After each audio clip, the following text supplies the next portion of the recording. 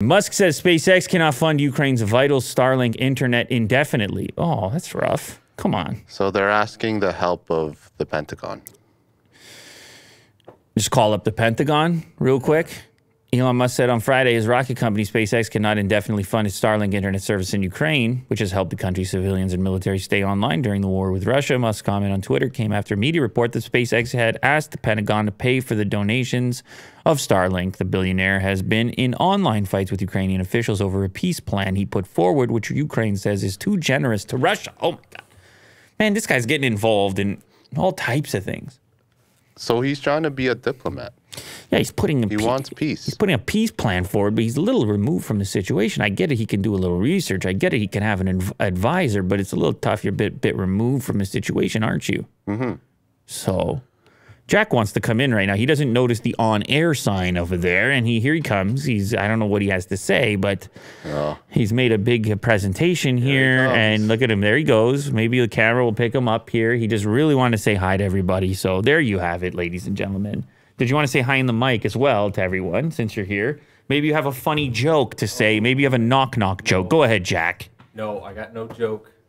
Just happy Friday. Yeah. Go Leafs, go. All right.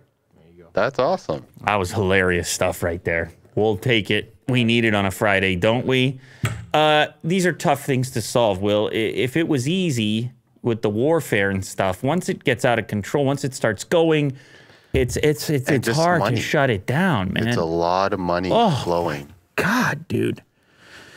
The billionaire who runs Tesla says Starlink says he spends nearly $20 million a month maintaining satellite services in Ukraine. He recently said that SpaceX had spent about $80 million to enable and support Starlink there. SpaceX is not asking to recoup past expenses, but also cannot fund the existing system indefinitely and send several thousand more terminals that have data usage up to 100 times greater than typical households.